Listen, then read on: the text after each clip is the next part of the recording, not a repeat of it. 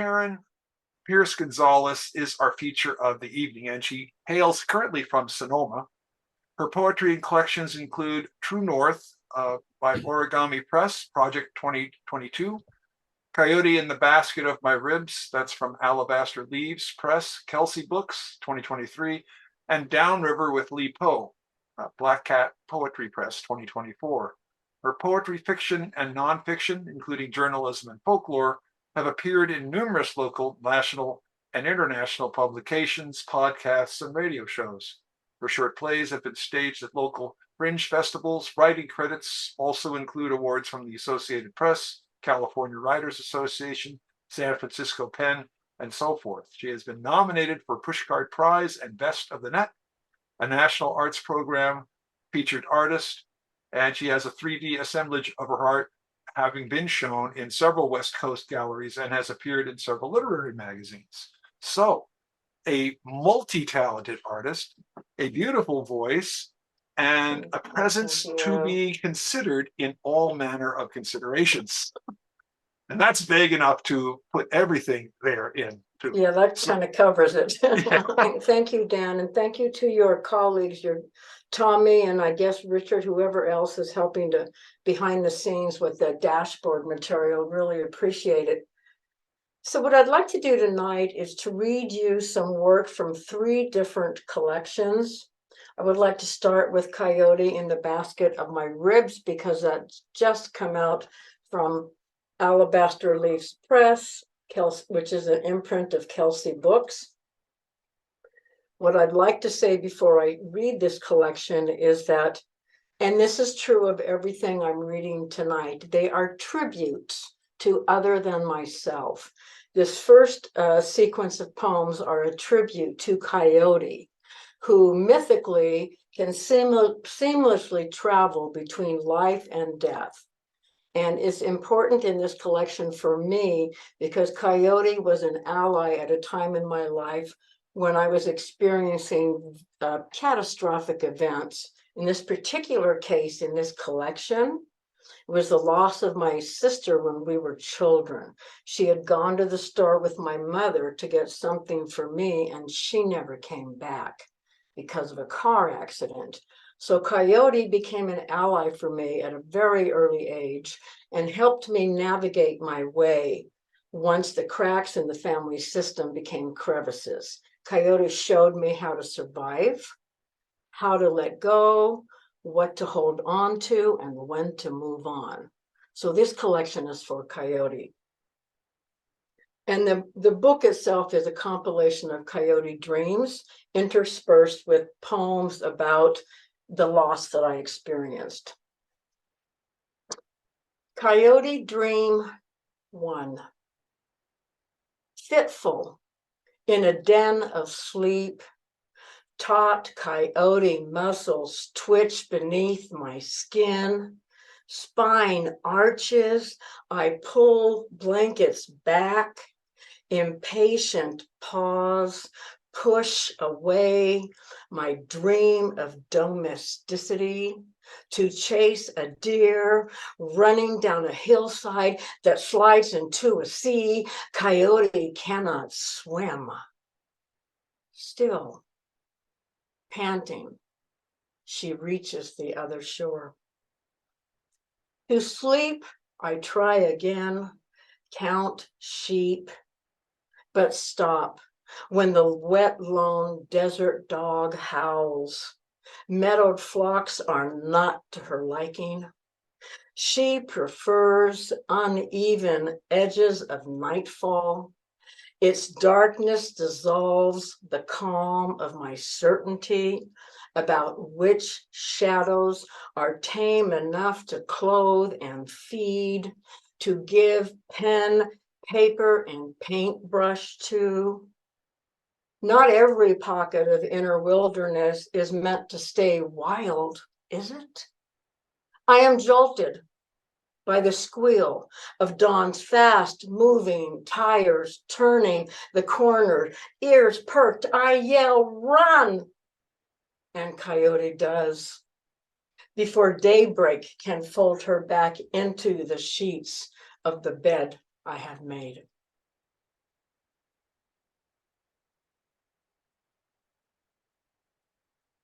absence. Your path now, well beyond light years, won't tell me why you perished so soon after your arrival. On the roof, I fine-tune the antenna to pick up your signal, but hear only the breaking of my heart.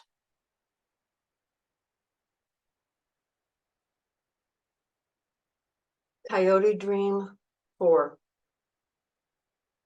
I am restless. Too many months without Coyote cramps me. Curled, my feet and hands cling to nothing. Demanding night visits lead nowhere. In the last, she pads down an empty hallway. 3 bedrooms she can sleep in. All doors, including mine, are locked. Chewing a hole in the furthest one, she escapes. I bite my nails instead of trimming hers. Beads of blood tip my fingers as they did when a yappy pup, she grabbed a shoestring I was lacing. Back then, tug-of-war was a game we played until ends frayed.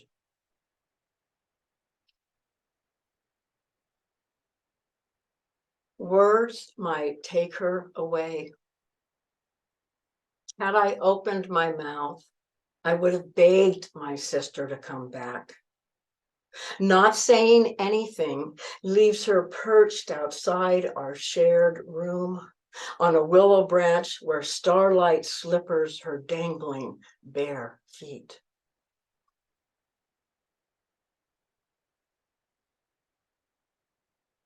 Coyote Dream 7.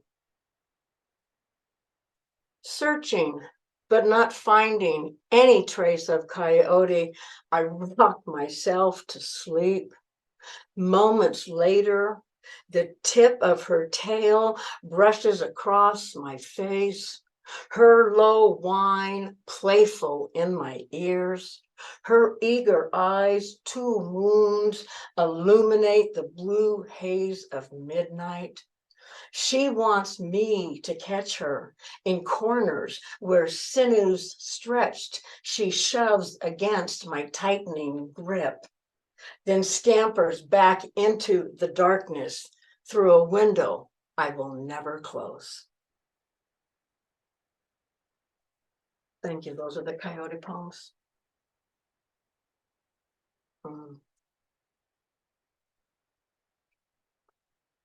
Now I'd like to read you a few. Thank you, Ellie. By the way, just so you guys know, Ellie is one of the wonderful poets who wrote gorgeous back comments on the book. So thank you, Miss Ellie. Oh, I do have one more poem, excuse me, one more poem for the Coyote series.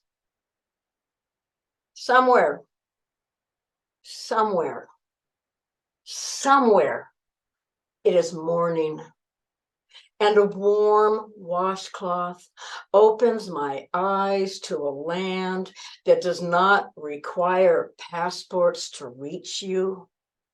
There, purple garlic flowers lean towards yes, the sun furthest away from where I am without you. Summer clouds cover fields of hope.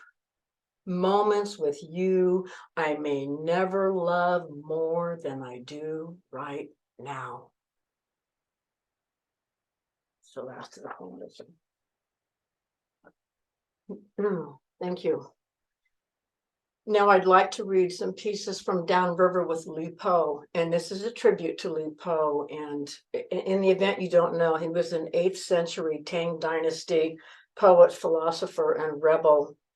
And of him it has been said, he loved the moon so much, the moon he followed on the Yangtze River, that he reached up one night while drunk to grab her and fell into the water and never came out.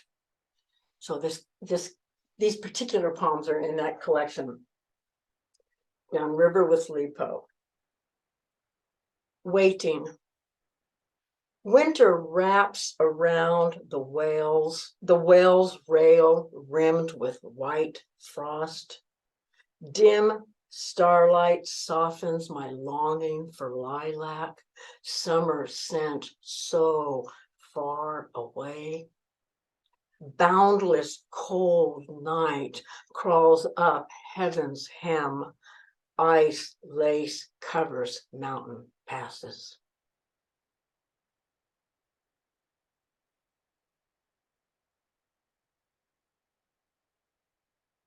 Sprawled out between yarrow blooms of bodega head, I spot the golden shimmer of bay spirits. Translucent, they carry late winter lotus in cupped hands, place them open petaled before floating celestial gates.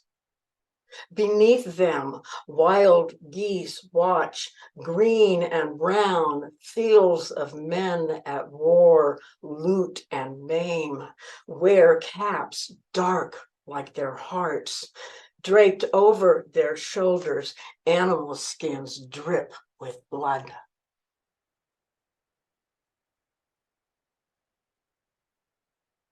Lantern Festival. Round, sticky globes of rice rolled in honey or chili or both pass between us. Our lips lit by tapered lamps in cool spring air. We lick the few hours we have of the new year before wiping our mouths clean. And the last in this collection, compass. In tall grass, alongside a thicket of scrub brush, a fallen blue jay. Beak berry stained, its squawk now silent, once kept me looking skyward.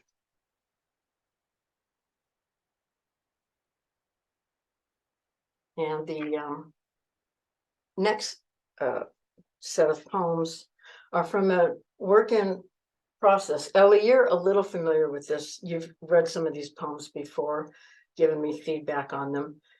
The collection is entitled Still in the Sea, and it's a tribute to Raven.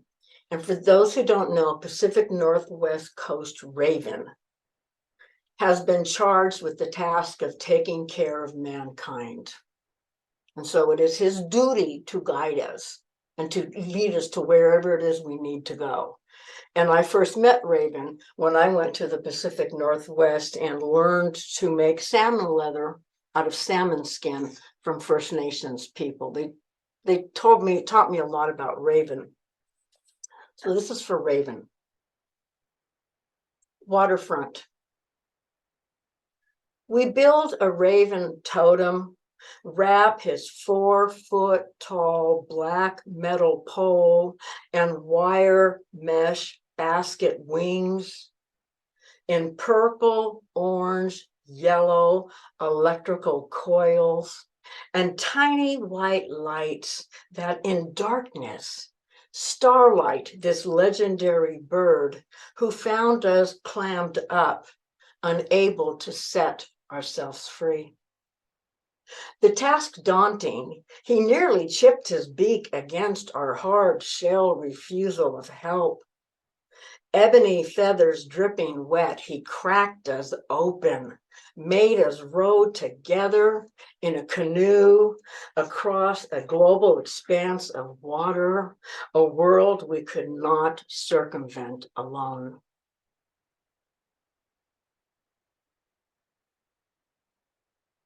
Once vast bodies of water. Our sea foam hair still soaks up sunlight.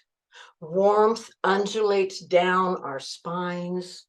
Between our toes, spider crabs, barbed dragonfish, and eel pouts rest, and tunneling to land, our arms form canals. Rainfall and sand pour into our mouths until completely full. Now porous, we leak. Droplets of who we are settle into seabeds. Less fluid, we seek what we have lost. When our scribes scour the skies for clues, coyote squawks, don't look there. Your history is in the sediment below. When stirred, stories of what may have been forgotten bubble up from that dark.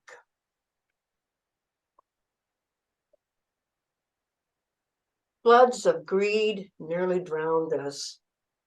The phoenix, never tasting fruit in the garden, never abiding Asia's 4 mountain sages, swoops down on fire. Her wings wipe our slate clean.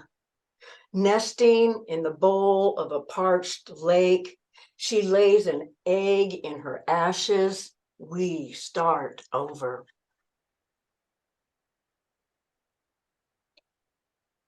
Still bound to having more, we overfarm estuaries, wade in to weed out what we cannot harvest. Saline currents push our ankles, pull our hips forward. In the swoosh, we topple, evolve into ragworms, or become fish-eyed.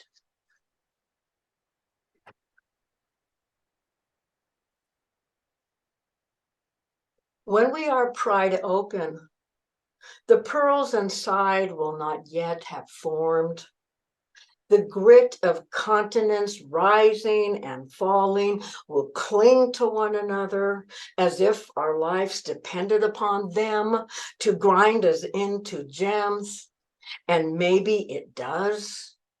Maybe in the end, our journey will have been to be born jewels, admired, treasured, held closely against our once hopeful, hurt, radiant hearts, whose chambers face the 4 directions on a prayer wheel: east, south, west, north. Above and below, vast skies of aqua compress the sorrow wound of having been not seen or heard, as we see and hear ourselves now in this mirror world. Saltwater tears taste like honey, sweeter than manna. Far away, moonlight ladles dreams for us onto a paint palette, shaded blue tints and heated red hues we have never seen before. Our own hands, the brushes. 2 brand new poems. These babies are like 36, 48 hours old. So be kind. And they're taking their first flight with you. Front window. Early days, clumsy, damp silence seeps in, slides down the wall where she draws open the curtain of lonely, a blanket heavy, and thinks it might be time again to trust someone. As she peers out, a white-tailed stag leaps into the yard. Hunting dogs draw near for meat on the table. Afraid of what she might not do, she breaks the glass with her hands, pulls the buck in by his horns, and lays her body over his, both wide-eyed and gasping. And now my final poem, which is a tribute to a work of art by Pacific Northwestern Haida artist Bill Reed. And basically, he sculpted, imagine a totem, but on its side. So it's going horizontal instead of vertical. And in this totem, hand carved in wood, he has every clan member of the totem system talking to each other. So you have raven, you have killer whale, you have sea dog, you have the titmouse, you have a turtle, and on it goes. All 13 members of the bear. Anyway, so, and the piece is called Mythic Messengers, and the idea behind it, of course, is that these clan members are all connected to each other, and that's how they keep the world balanced, right? So this is for Bill Reed's Mythic Messengers.